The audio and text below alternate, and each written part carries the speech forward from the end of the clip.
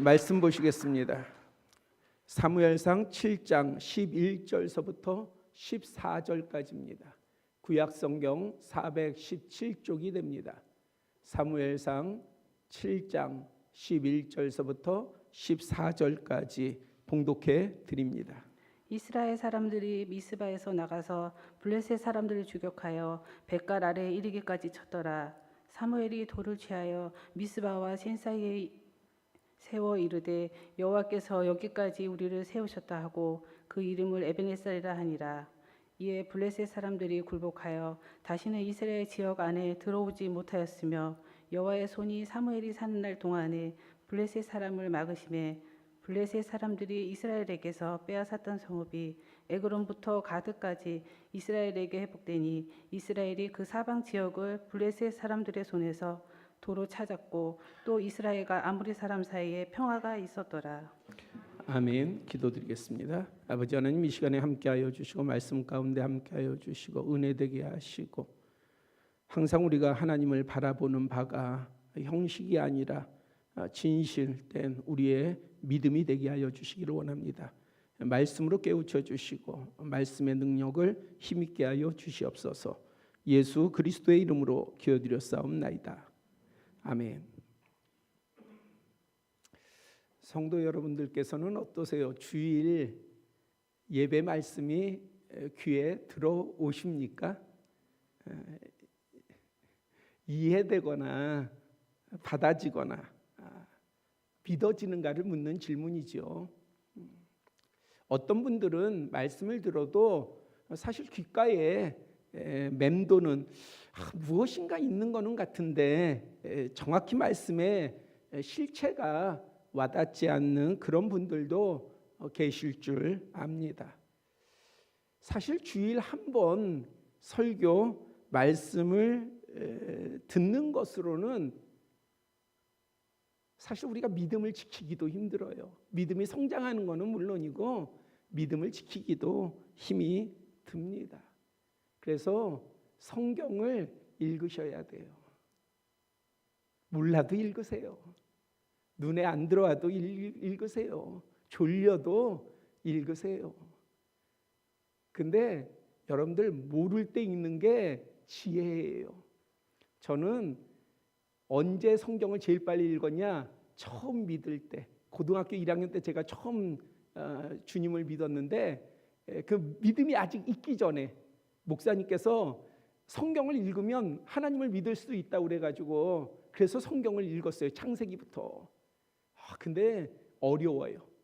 레위기 넘어가니까 무슨 말인지 모르겠어요. 그래서 저는 레위기를 제일 빨리 읽었어요. 왜? 모르니까. 그냥 막 넘어간 거예요.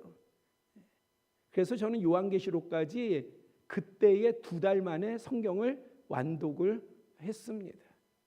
몰라도 읽으세요. 왜냐하면 우리는 우리의 지식을 의지하는 게 아니에요. 하나님의 은혜를 의지하는 것입니다. 우리가 사모하는 마음으로 읽으면 역사는 우리의 머리가 하는 게 아니라 주님께서 하시는 거예요. 그래서 내가 믿음이 연약할수록 부족할수록 말씀을 붙들고 그렇게라도 하는 우리의 어떤 노력을 보이면 그런 하나님께서 그것을 대단히 기뻐하십니다. 그리고 정하여 기도하세요. 못해도 하세요. 내가 어떻게 하는지 모르니다. 그래도 하세요. 그러면 하나님께서 아세요. 하나님께서는 우리의 말소리를 듣고 이해하시는 것이 아니라 우리의 마음을 보시고 다 아세요. 그런데 우리의 자세요. 기도하려고 하는 그 자세가 대단히 중요합니다. 우리는 도우시는 하나님을 믿어야 합니다. 하나님의 도우심은 여러분들의 신앙 연륜, 남녀노소, 어떤 직분과도 상관없이 살아있는 말씀을 깨닫게 하시며 생명력 있는 믿음을 주십니다. 그래서 우리가 하나님의 도우심을 의지하는 거예요. 생명이 있다는 것은 대단히 중요합니다. 우리 교회는 오랫동안 지역 주민들을 위해서 주차장을 개방해 왔습니다. 그래서 뭐 차량 30여 대가 평일 날에는 주차를 하고 있습니다. 처음 개방할 때는 어려움도 많았지만 지금은 대부분의 주민들이 감사해하며 또 주차장 규정을 잘 준수하고 있습니다. 그런데 오랫동안 지켜지지 않은 것이 하나 있었어요. 그것이 뭐냐면 우리 주차장 담장 옆 화단에 오물을 버리는 일들이었습니다. 하지만 뭐 한 분 집사님을 중심으로 해가지고 그곳을 이제 텃밭으로 우리가 가꿨어요. 그러니까는 상추도 심고 뭐 무도 심고 그래서 지금 가 보면은 파릇파릇해요. 그러니까 지나가던 행인들이 보면서 되게 궁금해요. 저게 뭔가 하고 구경도 하고 소근소근 대화하는 것도 제가 보게 됩니다. 무엇보다도요, 쓰레기가 던져지지 않아요. 제가 종종 그곳에 가서 저도 구경을 하거든요. 저는 잘 몰라요. 나중에 들어보니까 제가 오히려 그 화단을 망칠 뻔했어요. 왜냐하면 저는 아무 때나 물을 주면 되는 줄 알았어요. 그랬더니 낮에 주면 안 된대요. 전 낮에도 막 예전에 막 물도 주고 막 그랬는데 그러면 안 된대요. 종종 그곳에 가서 봅니다. 그러면서 깨닫는 게 하나 있었어요. 왜 사람들이 이곳에 쓰레기를 버리지 않을까? 왜 오물을 버리지 않을까? 다른 때는 그렇게 오물을 버리고 그래서 그곳에 쓰레기가 쌓이는데 왜 지금은 버리지 않을까? 그곳에 생명이 있는데 어떤 생명이요? 유익한 생명이 있으니까. 그러니까 사람들이 그곳에 쓰레기를 버리지 않는 겁니다. 좋은 생명력이 있으면 그것이 살아있다는 거잖아요. 그것이 능력인 거예요. 살아있다는 것이 능력인 거예요. 왜냐하면 다른 더러운 것들이 범접하지 못하기 때문입니다. 우리 아름다운 포도원 교회가 유익한 생명력과 좋은 영향력, 아름다운 섬김을 지켜간다면 세상 사람들이 우리 교회를 칭찬하냐 안 하냐 이런 문제가 아닌 거예요. 사람들의 그러한 평가나 사람들의 그런 따짐보다도 우리의 교회가 정말 아름다운 생명력을 가지고 있으면 우리 교회는 악한 것들과 불의한 것들과 타락한 것들의 오염이나 변질, 영향을 받지 아니할 뿐만 아니라 오히려 은혜로운 역사가 더 풍성해질 것입니다. 그래서 우리 교회가 아름다운 포도원 교회가 되어야 하는 것입니다. 사람들의 평가가 아니라 우리가 아름다움으로 말미암아 우리 안에 진정한 그리스도의 생명력이 있음으로 말미암아 악한 것들이 우리를 미혹하거나 우리를 쓰러뜨리거나 우리를 다스리게 놔두지 않는 것이지요. 이것이 살아있는 건강한 교회의 당연한 모습이라 믿습니다. 그렇다면 어떻게 선한 영향력과 생명력 가운데에 우리 공동체 지체들이 함께 나아갈 수 있을까요? 우리의 공의, 정의, 사랑, 착한 마음 중요합니다. 하지만 믿음의 사람이 반드시 기억해야 할 것은 하나님의 도우심이에요. 하나님의 도우심. 혹자는 생각하기를 이것은 사람이 이 땅에서 살아갈 때에 절대적 필요 조건이 아니다라고 할지 모릅니다. 의지가 약하거나 신을 맹신하는 자에게나 해당한다 말할지 모릅니다. 그래서 저는 믿음 있는 사람이라는 조건을 달았습니다. 여러분들이 믿음이 있다고 한다면 여러분들에게는 무엇이 필요하냐? 하나님의 도우심이 필요한 거예요. 그게 믿음이에요. 믿음은 나 뭐든지 할 수 있어. 내 능력이 대단해. 내 권세가 대단해. 내 지위가 높아. 내가 잘났어. 내가 다른 사람보다 의로워. 선해. 이것이 아니라 정말 믿음 있는 사람에게 필요한 것은 하나님 나를 도와주십시오. 우리가 원하면 하나님께서 도우신다라고 하는 그 믿음이에요. 그것은 믿는 자에게 있어서 절대적 필요 조건입니다. 삶의 필요 조건이에요. 그것을 인정할 수 있어야 합니다. 하나님의 도우심은 작은 믿음이라도 있어 구하고 찾고 기대하는 자에게 꼭 나타납니다. 오랜 신앙생활, 대단한 신앙생활을 하는 사람에게 나타나는 것이 아니라 작은 믿음이라도 그것을 붙들고요, 하나님께 도우심을 구하는 자에게 나타납니다. 살아계신 하나님께서 뜻을 세우시거나 작정하셔서 그분의 기뻐하심을 따라 우리를 도우시면 육체의 고통에서 치유되며 여러 상황의 저주에서 자유하고 엄습하는 다양한 공포와 염려와 걱정과 근심에서 능히 벗어날 수 있습니다. 이러한 것들은 무엇으로 말미암아 이 땅에 왔습니까? 죄로 말미암아 왔다. 성경은 그렇게 밝히고 있어요. 우리의 불안, 우리의 두려움, 우리의 고통, 우리의 괴로움, 우리의 악함, 이러한 것들이 어디서부터 왔습니까? 죄 때문에 왔거든요. 그래서 이러한 모든 것들은 하나님의 심판 아래 놓여 있는 것들이에요.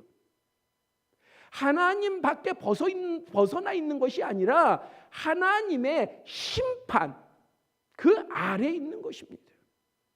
그러므로 하나님께서 어떠한 문제나 시험과 환난이라도 돕지 못하시고 해결하지 못하실 것이 없는 것입니다. 그럴 뿐만 아니라 더욱이 하나님께서 도우셔서 이러한 모든 것을 이기는 과정 가운데에 믿는 자들의 공동체를 더욱 강하게 하십니다. 그래서 우리는요, 고통이 고통으로 끝나는 게 아니에요. 우리의 문제가 문제로 끝나는 게 아니에요. 고통은 인내를 낳는 것이고요, 인내는 연단을 낳는 것이고요, 연단은 우리의 큰 소망을 이루게 하시는 것입니다. 그래서 하나님의 도우심이 있는 자는 결코 쓰러지거나 넘어지거나 패망하지 않습니다. 오늘 본문의 배경은 이러합니다.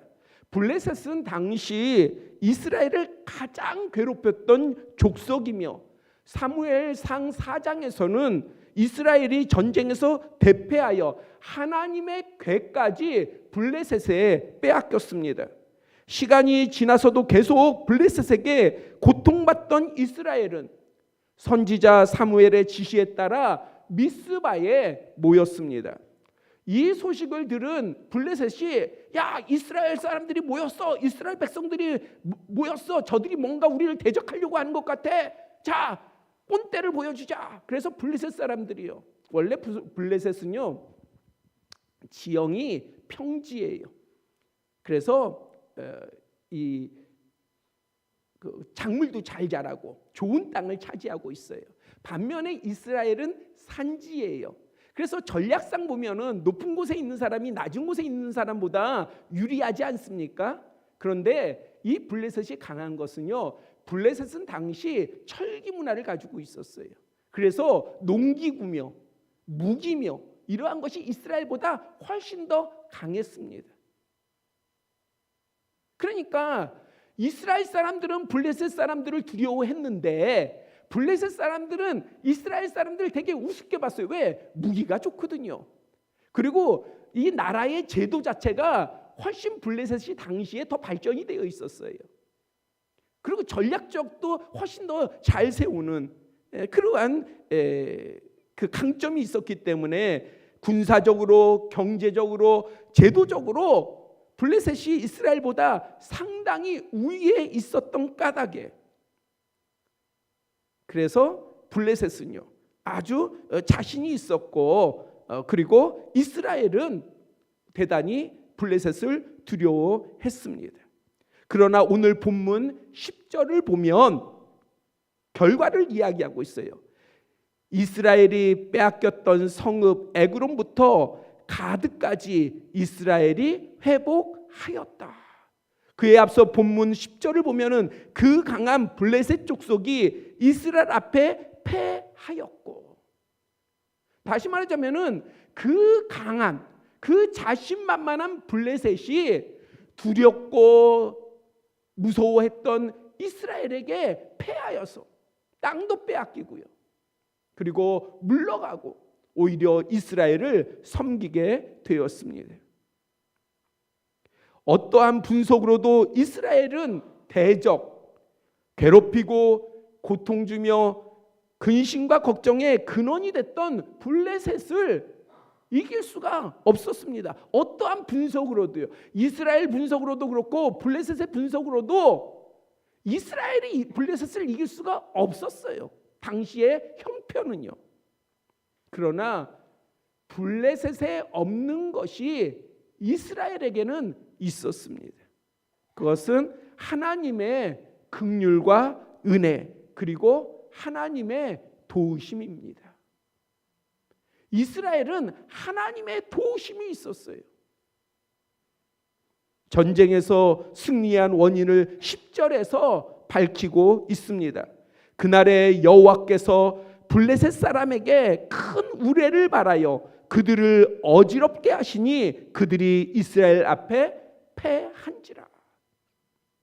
결국에 이스라엘의 승리는 놀라운 전략이나 용맹한 백성들, 군사들에 의한 것이 아니라 하나님의 도우심이었다는 거예요. 바벨론에 포로된 자들을 이끌고 예루살렘에 1차 귀환한 수룹바벨과 여호수아 대제사장에 이어 선지자 에스라가 페르시아 왕 아다삭스다의 왕의 그런 허락과 또 원조를 받아가지고 제2차 예루살렘 귀환을 이끌게 되었습니다. 자, 모르시는 분들이 있으니까는 약간 설명을 더 할게요. 바벨론이 이스라엘을 쳐들어왔어요. 그래서 이스라엘이 완전 망했습니다. 예루살렘이 완전 망했어요. 그럼 망할 때에 바벨론, 우리가 세계사회로는 신바벨로니아라고 그러죠. 그 바벨론이 어떻게 했느냐? 귀족들을 다 붙잡아갔어요. 포로로 잡아갔습니다. 그리고 나서 70여 년이 지났어요. 이미 에레미야 선지자를 통해서 예언이 되어 있었습니다. 그래서 70년이 돼 가서 이제 하나님께서 고레스, 페르시아의 왕 고레스의 칙령을 통해 가지고 포로 귀환이 이루어집니다. 예루살렘의 회복이 이루어져요. 그래서 첫 번째 귀환자들이 있었습니다. 그 리더가 바로 수룹바벨과 여호수아 대제사장이었어요. 그래서 그들이 예루살렘에 와서 성전을 건축하기를 시작을 합니다. 자기들의 집을 건축한 게 아니라 성전을 먼저 건축하게 시작합니다. 그 다음에 이제 에스라 선지자를 중심으로 해서 2차 귀환이 있게 되는 거예요. 그때의 아닥사스다 왕 때인데 아닥사스다 왕이 이 에스라를 대단히 좋아했어요. 촉망받는 위치에 있었습니다. 그래서 허락하고요. 그 다음에 그에게 그 성전에 쓰일 재물들이라든지 이런 것들을, 보물들을 다 주었어요. 그래서 이제는 귀환을 하면 되는데 어디서부터 귀환하는 거냐? 지금의 이란, 이라크 지역에서부터 예루살렘까지 와야 되는 거예요. 남녀노소, 가축들, 그 다음에 무엇이요? 귀한 보물들을 가지고 이 먼 여정길을 와야 되는 거예요. 그러니까 걱정이 있어요. 어떤 걱정이요? 바로 그 먼 여정길 곳곳에는 대적들이 있어요. 재물을 탐내는, 그 다음에 이스라엘의 귀환을 방해하는, 반대하는 여러 세력들이 있단 말이에요. 그러니까 그들이 틀림없이 이스라엘의 귀환을 방해할 것은 너무 명확한 사실입니다. 그러니까 걱정이잖아요. 더군다나 그 동행자에게는 아이들도 있고요, 여인들도 있고요, 노인들도 있는데 다 젊은이만 아니거든요. 그러니까 혹이라도 어떠한 다툼이라도 벌어지면은 그러면은 이 보호도 안 되고 대단히 큰 문제가 생기는 것이죠. 쉬운 방법이 하나 있었어요. 그것은 에스라가 왕에게 청하면 돼요. 뭘 청합니까? 마병을 좀 보내주십시오. 보병을 좀 지원해 주십시오. 그러면 왕이 들어줘요, 안 들어줘요?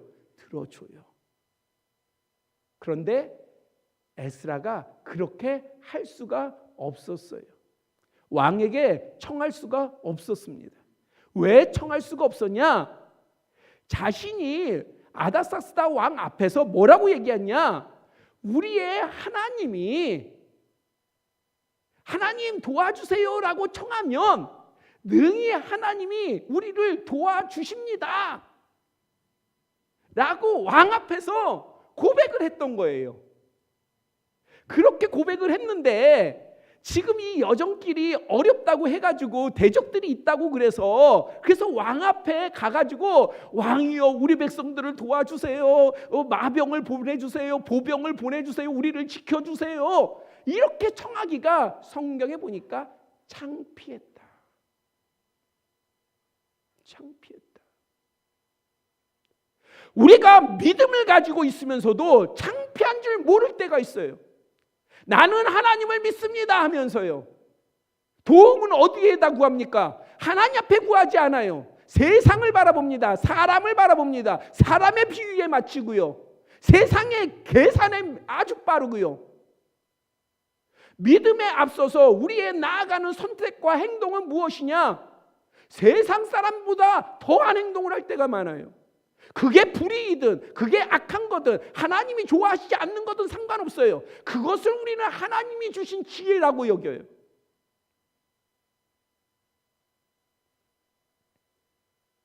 그게 아니에요. 믿음의 사람은 그것을 창피할 줄 알아야 돼요. 믿음의 사람은 그러할 때에 어떠한 사람이냐? 그러한 것들을 세상을 의지하고 세상을 바라보는 것을 부끄러워할 줄 알고 대신 하나님을 바라볼 줄 아는 사람이에요. 하나님이 나를 도와주실 것이다라고 하는 믿음이 있어야 되는 거예요. 그러면 하나님이 도와주세요. 세상 것 다 따지면서 세상을 다 쫓으면서 그러면서 하나님이 혹이 나를 도와주시겠지. 그거는 요행을 바라는 거죠. 비둘기 같은 어리석은 에브라임아. 그 말이 뭡니까? 이스라엘이 하나님을 믿는 백성인데 하나님을 믿는다고 하면서 하나님을 찾는다고 하면서 하나님 앞에 예배드린다고 하면서 그러면서 야 우리나라가 잘 되려면 어떻게 해야 되느냐? 야 저 밑에는 아랍이 있고 저 밑에는 애굽이 있고 위에는 아수르가 있는데 야 아수르의 편에 붙을까? 저 애굽 편에 붙을까? 오늘 우리가 국뽕이라고 하는 부분들에 좀 뭔가 좀 취해 있는 듯하지만은 우리가 미국하고 가까워야 되냐? 중국하고 가까워야 되냐? 마치 그런 것과 같은 거예요. 그 모습을 하나님께서 보시고 뭐라고 하느냐? 이 어리석은 비둘기 같은 에브라임아, 너희가 하나님을 믿는다고 하면서 정작 실질적으로 삶에 있어서는 그거 따지고 있는 거예요. 어느 편이 나에게 유리한가? 하나님이 무엇을 원하시는가에 관심이 없고 어떤 것이 나에게 유익한가? 어떤 것이 내 편에 설까? 나에게 이득이 될까? 그거 견주고 있는 거예요. 에스라는 창피했어요. 그래서 이야기하지 못했어요. 대신에 무엇을 했습니까? 23절에 보니까 에스라 8장 23절에 보니까 우리가 이를 위하여 금식하며 우리 하나님께 간구했다. 왕에게 나아가는 것은 에스라에게 있어서 가장 쉬운 거예요. 가장 편한 거예요. 현실적으로 가장 확실한 거예요. 그러나 그것을 따르지 않고 그것을 부끄럽게 여기고 하나님 앞에 나아갔다는 얘기입니다. 금식하며 기도하며 하나님 우리를 도와주세요. 결과가 어떻습니까? 31절에 보니 우리가 아하와 강을 떠나 예루살렘으로 갈새 우리 하나님의 손이 우리를 도우사 대적과 길에 매복한 자의 손에서 건지셨다. 아무 문제 없이. 대적이 없었던 거 아니에요. 어려움이 없었던 게 아닙니다. 방해자들이 없었던 게 아니에요. 적들이 없었던 게 아니에요. 곳곳에 있었어요. 하지만 하나님께서 철저하게 에스라와 귀환하는 2차 백성들을 지켜주셨다는 것이죠. 그렇다면 이러한 전능하신 하나님의 도우심은 어떻게 우리에게 임하고 실행될까요? 이 하나님이, 다시 말하자면은 사무엘의 하나님이, 블레셋과 싸워서 이긴 이스라엘 백성의 하나님이, 에스라의 하나님이, 2차 귀환 가운데 모든 대적을 물리치신 하나님이 오늘 우리의 하나님 아니십니까? 여러분들은 그 하나님을 믿고 있지 않아요? 여러분들의 하나님은 어떤 하나님이십니까? 제가 믿는 하나님은 바로 에스라의 하나님이요, 사무엘의 하나님이십니다. 제가 믿는 하나님은요. 여러분들은 어떤 하나님을 믿고 계십니까? 불교, 이슬람교, 힌두교 여러 종교 가운데에 그냥 신은 하나 정도 있어야지 그래서 믿는 신입니까? 아니면은 바리새인들처럼 율법, 뭔가 나를 평안케 하고 나를 의롭게 하고 뭔가 내가 다른 사람들보다는 보다 더 윤리적으로나 도덕적으로나 어떠한 이상적인 가치로 더 위에 있기를 원하는, 그 만족을 시키는 그러한 신을 믿고 있습니까? 우리는 어떠한 하나님을 믿고 있습니까?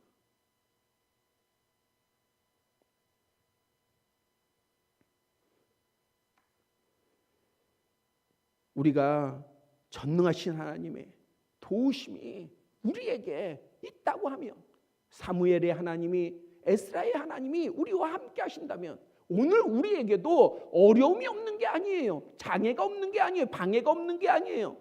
고난, 고통, 환난이 없는 거 아닙니다. 그러나 우리의 하나님은 절대 믿음의 사람을 버리지 아니하십니다. 외면하지 아니하십니다.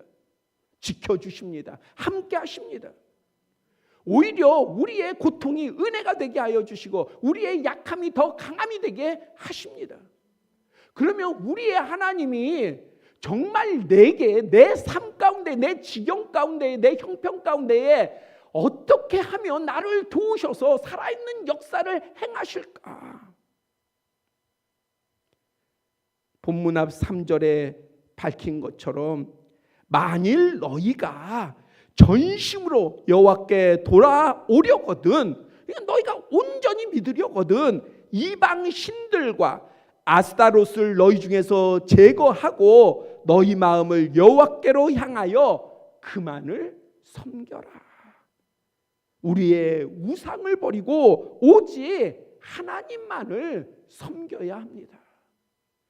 먼저는 우상을 버려야 돼요. 우리의 잡신들을 버려버려야 합니다. 이사를 떠나서 가까운 교회에 다니고 있는 한 집사님이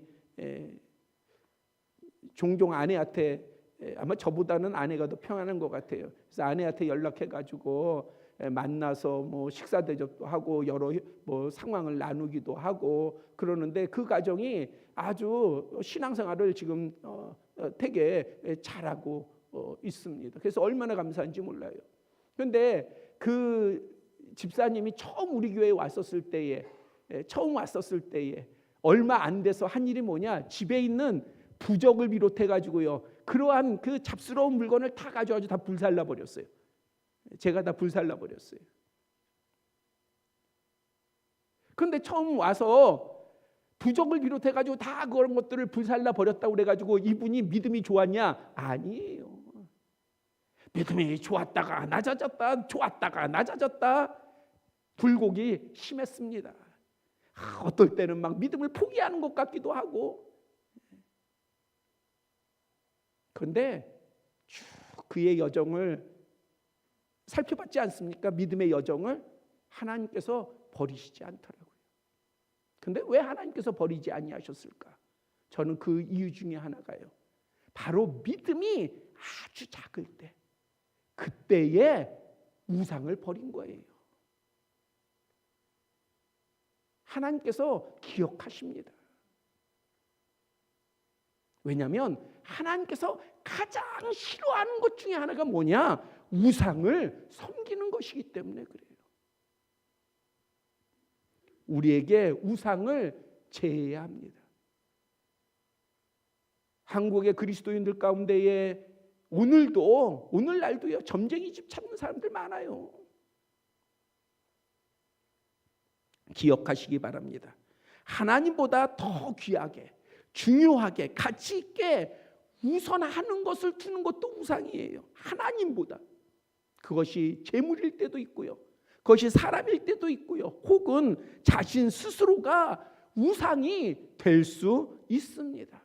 이것을 경계해야 합니다. 또한 본문 앞 5절 7절에서 밝히길, 선지자 사무엘과 백성들이 하나님께 금식도 하고 기도도 하였습니다.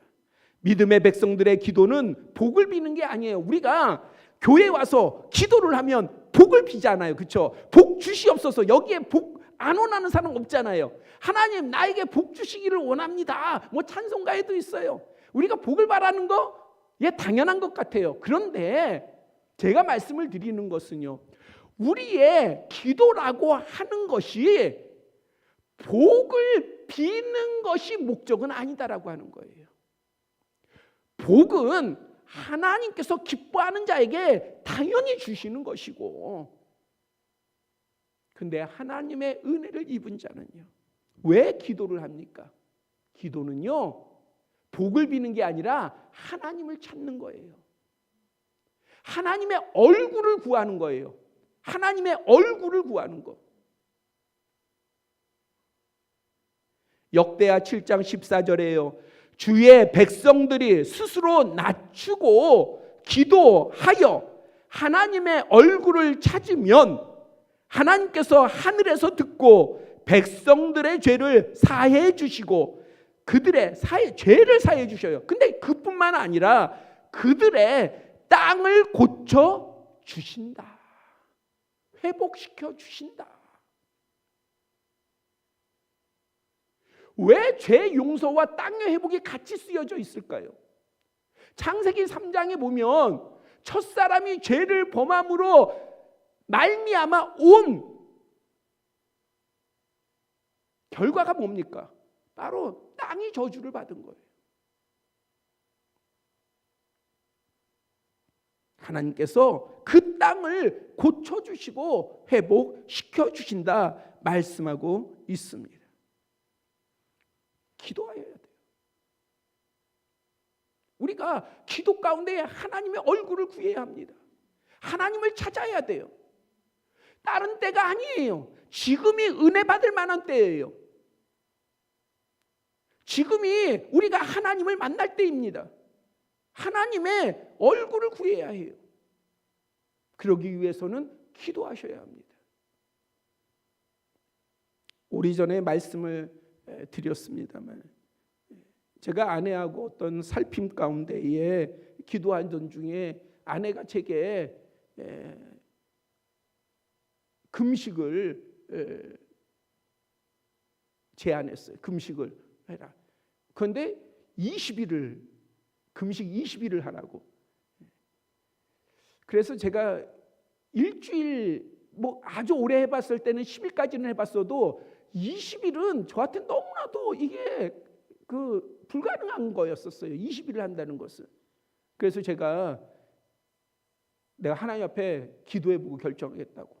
그래가지고 강단에 가서 이제 딱 기도하려고 보니까는 그때 강단에 강단 성경이 이렇게 펴져져 있었어요.